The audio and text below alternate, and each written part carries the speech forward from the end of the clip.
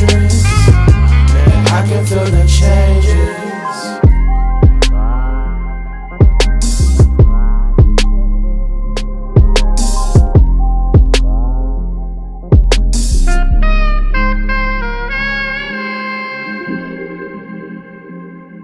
Le soir, du coup, dans mon quartier, je préfère vous filmer même s'il y a un peu de bruit ici, parce que c'est un peu plus sympa que quand même à l'hôtel.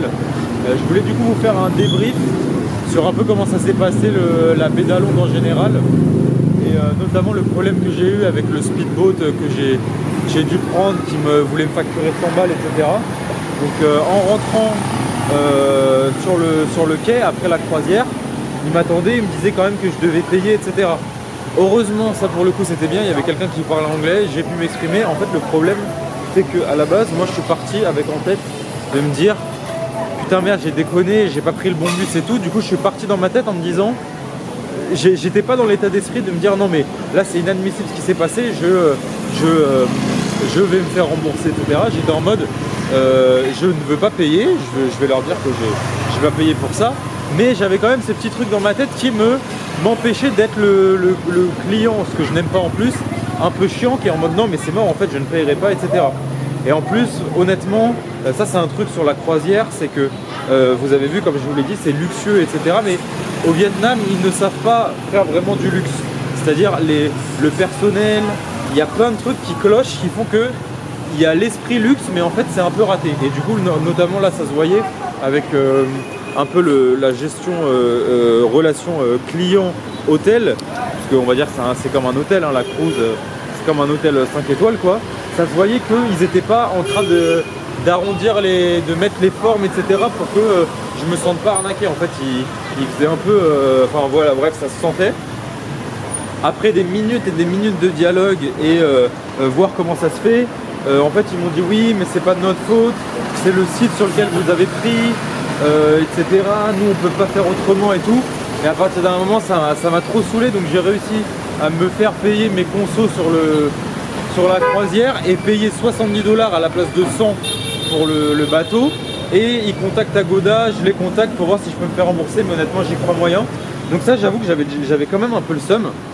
Et du coup voilà, la croisière honnêtement c'était cool. Donc comme vous avez vu hier soir le buffet dans la baie d'Along, c'est pas à la baie d'Along où j'étais, c'est dans la baie, mais c'est pas l'endroit, ça s'appelle pas la baie d'Along, c'est une autre baie.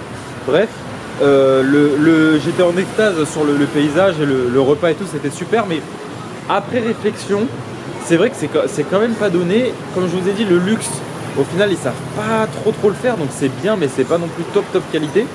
Et surtout, les activités sont pas si dingues. Genre là, ce matin, je vous ai montré, on est allé dans une cave. Mais enfin on est sorti quoi, 35 minutes à tout casser dans le bateau avec tout le monde, ça faisait pas truc incroyable, même si c'était joli parce que la baie est jolie, l'eau est un peu sale. Et la veille, la seule activité qu'on avait faite c'était le kayak quoi. Et ce matin il disait on fait du tai chi et tout, j'étais le seul debout, c'était 10 minutes à peine, le mec ne parlait pas anglais parce que ça c'est aussi un gros problème, c'est qu'il parlait pas super bien anglais. Il y avait une fille qui parlait bien mais sinon le reste c'était pas fou. Donc pour un truc international c'est quand même pas parfait quoi. Donc bref, la baie d'Along c'était bien pour le repas du soir, mais franchement faire une croisière de journée où peut-être vous pouvez manger quand même sur le bateau le soir et faire une ou deux activités, peut-être ça vaut plus le coup parce que là c'était pas aussi fou que ce que j'avais en tête. Donc ça c'était pour la baie d'Along. Et ensuite je voulais faire un petit débrief parce que pour rentrer, ça je vous l'ai déjà dit, mais vraiment pour aller à la baie d'Along, payer le service de limousine de l'hôtel, comme ça il n'y a pas de galère, vous payez en une fois, parce que pour rentrer, encore une fois, c'était la galère de ouf. Donc moi j'ai pas pris de carte SIM au Vietnam, et donc j'ai pas internet. Ils ne parlent pas, et ça c'est le plus gros problème, ils ne parlent pas ne serait-ce qu'un mot d'anglais. Et c'est incroyable, je pensais pas qu'il y avait encore des pays où c'était aussi, en plus c'est quand même des grosses villes, où c'était aussi peu élevé le niveau d'anglais quoi. Et ça rend tout mais tellement compliqué, tellement galère. Enfin franchement c'est pas du tout agréable ça. Et du coup oui, en rentrant j'ai croisé une femme, elle m'a dit ouais viens sur mon scooter et tout, c'est gratuit. Elle était super sympa, en fait c'était une mère de famille, on a discuté, elle parlait bien anglais, elle travaillait aussi pour les cruises. Et pour le coup elle m'a amené à la gare de bus de Along gratuitement. Donc ça c'était gentil. et on a pu discuter franchement au top. Ça m'a vraiment redonné, refait sourire et tout après le truc du bateau, etc. Donc j'étais content. Et on discutait et tout avec les gens pour voir comment est-ce que je pouvais rejoindre à Longue, etc. Et elle m'a trouvé un bus, elle m'a dit bah tu rentres dans ce bus, c'est 150 000. Donc 150 000 ça fait genre 7 euros. Et je me disais ok c'est bon, je vais à Hanoï. Je vais retourner à Hanoï avec ce bus. Mais déjà par exemple pendant qu'on était en train, qu'on était dans le bus, enfin pendant qu'elle était en train de discuter sur les prix des bus et tout. Et ça c'est ce que je vous disais. Donc les deux problèmes à Hanoï, c'est ils parlent pas anglais. Donc tout est vraiment compliqué et en fait le bruit, comme je vous dis, ce qui est chiant dans la ville, c'est qu'il y a beaucoup de bruit, ça klaxonne tout le temps. Mais en fait c'est un peu symbolique de leur mentalité, c'est-à-dire ils s'en foutent un peu et honnêtement ils sont pas très avenants, genre c'est pas très agréable par rapport à la Thaïlande où je sentais plus une gentillesse des gens. Là il n'y a pas de sourire, donc en fait tu perds l'habitude de sourire, donc en fait tu réponds presque mal aux gens, genre sur la croisière il y avait un groupe d'une dizaine de personnes qui avaient genre je sais pas la cinquantaine et ils étaient mais super bruyants, je trouvais franchement irrespectueux, enfin ils étaient pas du tout, je sais pas, genre c'était pas agréable et ça se sent du coup dans leur comportement que les Vietnamiens en général sont plus tournés vers eux-mêmes, moins sympas par rapport aux Thaïs, ouais voilà, moins souriants, je trouve vraiment plus entre guillemets irrespectueux, mais ils sont comme ça, c'est pas un manque de respect de eux envers moi, mais moi je le ressens comme ça et c'est pas agréable. Et le fait voilà qu'ils parlent pas anglais, donc en fait il y a toute une expérience comme ça qui est pas dingue. Et par exemple bah, les mecs des taxis, le mec du bus, à un moment je suis en plein dans le bus, il vient me voir, il fait ouais là sors. Je sors, il me laisse en plein milieu de nulle part avec un taxi et il me dit ouais prends ce taxi là pour rentrer. J'ai dû repayer un taxi depuis le bus pour rentrer, donc ça m'a recoûté 200 000, donc presque 10 balles pour 25 minutes de taxi, mais j'avais pas d'autre option, genre je suis bloqué, personne parle anglais, j'ai pas internet, je suis bloqué au milieu de nulle part, donc j'ai vraiment souvent eu ici plusieurs fois la sensation de me faire un peu arnaquer et c'est un truc que je déteste au plus haut point. Donc vraiment sur ça j'ai un peu de mal avec le Vietnam, clairement je pense que je vais pas rester là à cause de ça, à cause ouais, des gens et du fait que bah, par exemple les taxis, les trucs comme ça, les mecs c'est pas genre ils disent ouais viens dans le mien et tout, genre les mecs ils viennent, ils te prennent par la main, limite ils te tirent etc. Je trouve, enfin je sais pas, il y a un truc que j'aime pas, il y a un truc qui me déplaît un peu, donc Hanoï je suis tombé amoureux de la ville, de l'ambiance, mais le bruit, les gens tout ça vont faire que je vais pas rester trop au Vietnam. La baie d'Along ça reste quand même une bonne expérience, je suis content de l'avoir fait mais je suis quand même un peu déçu sur certains points. Bref là je vais manger, on se retrouvera demain pour une nouvelle journée, la dernière à Hanoï. Enfin, le lendemain je vais faire un massage etc, mais ce sera pas une journée complète, donc demain la dernière journée à Hanoï. Je vais quand même profiter, je vais essayer de plus trop penser à ça, de me dire ce qui est passé, et voilà, voilà pour le petit débrief et on se retrouve demain pour la dernière vraie journée sur Hanoï.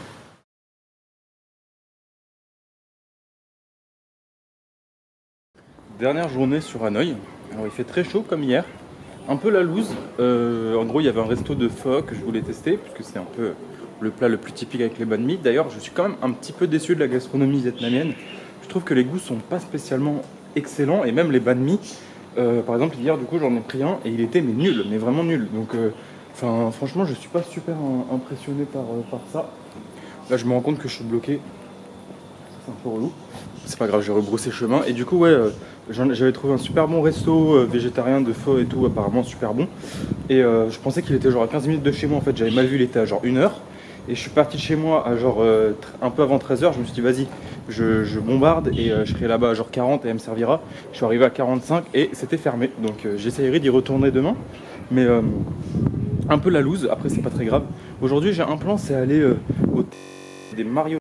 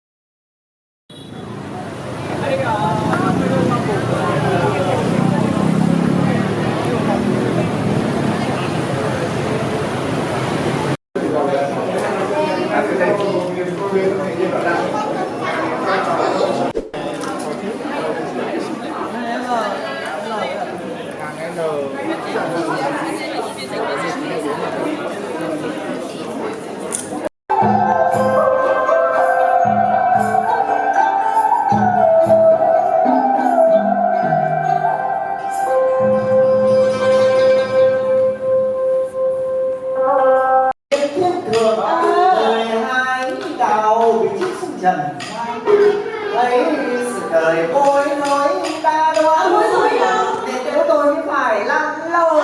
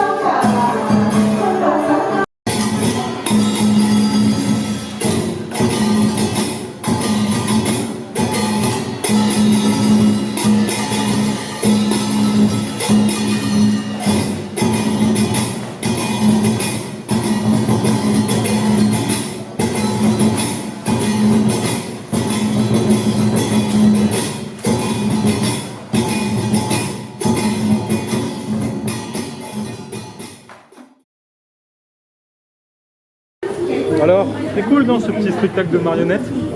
Vraiment bon truc pour finir un peu mon séjour ici. Parce que là, j'avoue que j'ai pas eu des super, pas eu les meilleures expériences. Il y a plein de trucs où j'étais pas à fond.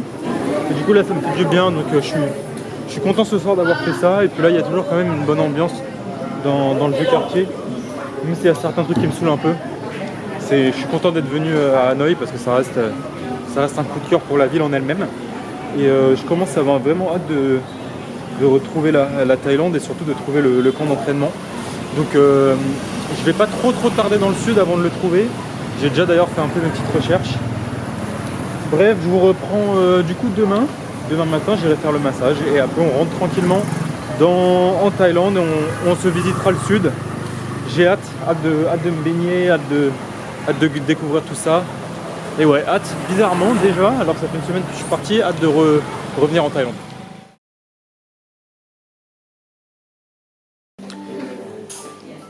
Dernier jour à Hanoï, au salon de massage, il a l'air vraiment bien.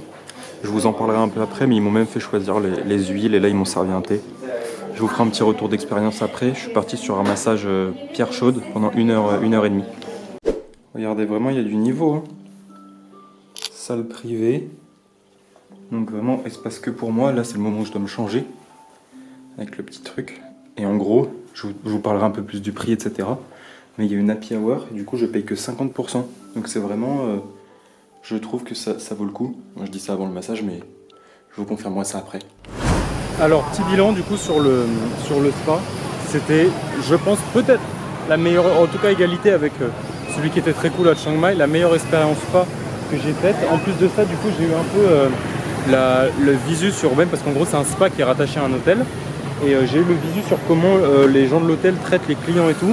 Je crois, honnêtement, c'est un des meilleurs services clients que j'ai vu de ma vie. Enfin, c'est vraiment, il est vraiment top. Donc, je vous mettrai en description le nom de l'hôtel. À Hanoï, c'est vraiment un must go. Et du coup, ouais, pardon, c'est vraiment un super hôtel. Et je conseille absolument d'y aller. Et en étant là-bas, je regardais sur internet et j'ai trouvé une adresse. Et là, je me dois d'y aller, comme je prends l'avion un peu tard. Un restaurant. Je vais pas vous spoiler trop pour l'instant, mais de ce que j'en ai lu et de ce que j'en ai vu, je me dis c'est le meilleur restaurant au monde, sans exagérer. Donc bref, j'y vais et en passant sur le chemin, je suis passé devant la grande cathédrale catholique de Hanoï. Donc voilà, j'en profite pour vous montrer ça. On se retrouve du coup directement au resto pour ce dernier jour sur Hanoï, duquel je profite à fond pour l'instant. Super spa, donc j'espère super resto pour complémenter cette journée.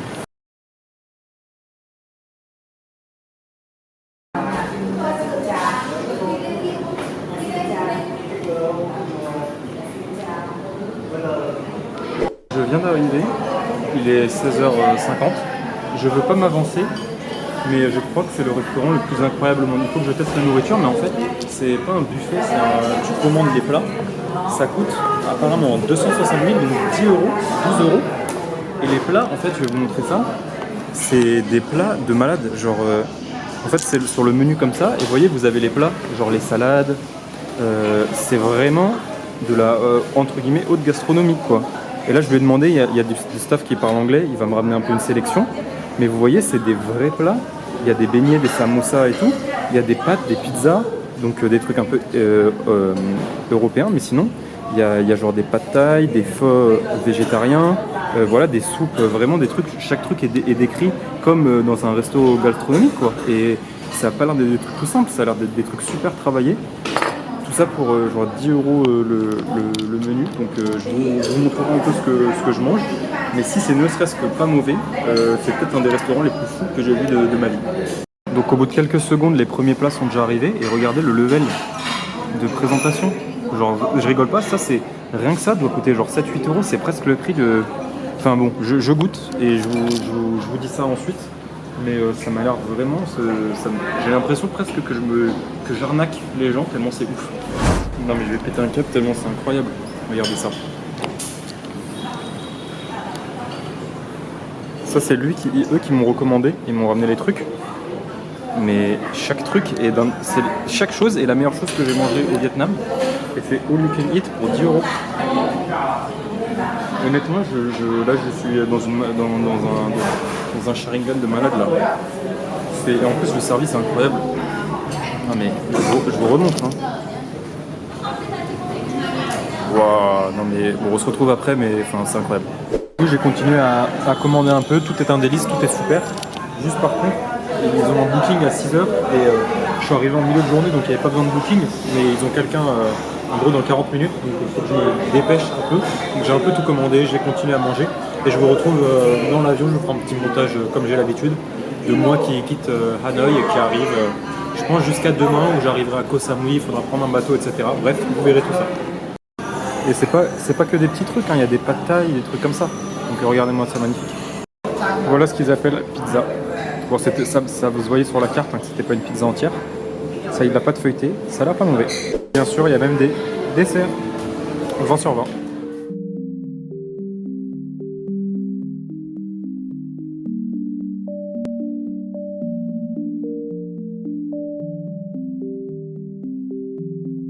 MMG on the track.